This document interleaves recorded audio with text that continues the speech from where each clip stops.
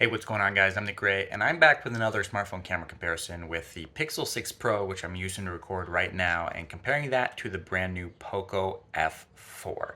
Now, as I do in all of these smartphone camera comparisons, everything you see in this video is recorded on these two devices, so just keep an eye on the bottom of the screen to see which device and which cameras from that device are being used.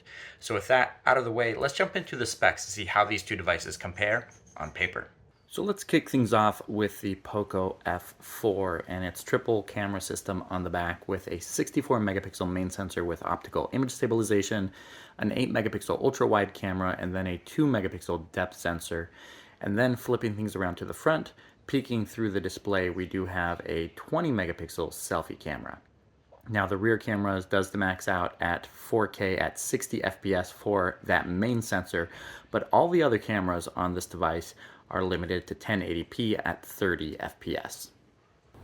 And then switching over to the Pixel 6 Pro, we also have a triple camera system here with a 50 megapixel main camera, 48 megapixel 4x periscope telephoto camera, and then a 12 megapixel ultra wide camera on the back as well, with then an 11.1 megapixel selfie camera up front. Now all of these cameras can record 4K video at up to 30 frames per second, though that main camera maxes out at 4K 60 FPS. So now that we're all caught up on the specifications of these two smartphones, let's jump into some side-by-side photo and video comparisons to see how these two devices stack up in everyday use. Let's take a look.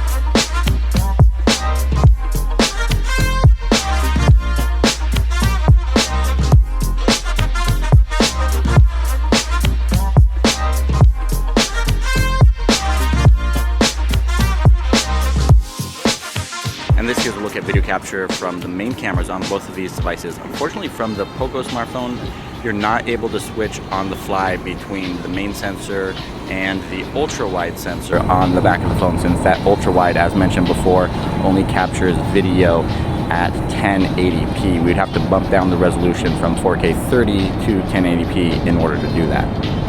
And now switching over to the ultra wide camera, as you can see on the Poco side, this is in 1080p, though I do like having the slightly wider field of view than what you get on the Pixel 6 Pro. The magnification here is 0.6x versus 0.7x, giving you a slightly wider field of view, capturing more of your surroundings.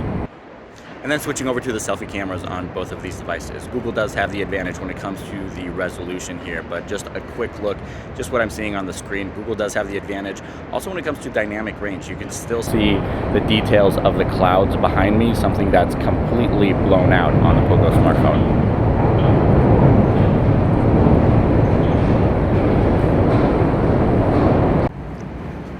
Now there is one thing that I do find a little bit annoying about the Poco device. When you switch to the ultra wide camera and then switch back to the main camera, it then switches your resolution from 4K 30 down to 1080p, and then you have to manually switch it back if you want to record it in 4K again every time that you make that switch. they should be able to lock in that resolution, but unfortunately they've decided not to.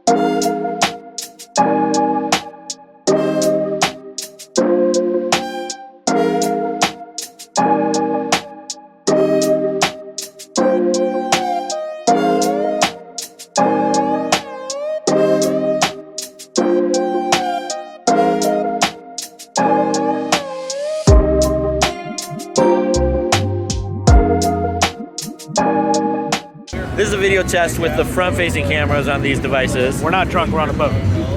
This is true. It's very wobbly, but honestly, both of these are extremely grainy because it's really, really dark, but you actually can't see anything at all on the Poco device.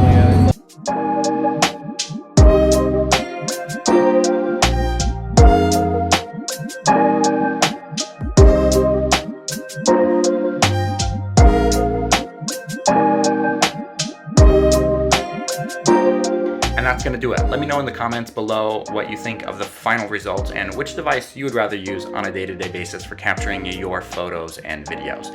And if you want to see more camera comparisons with the Poco F4, make sure to let me know in the comments as well. Thank you guys so much for watching, and I'll catch you in the next one.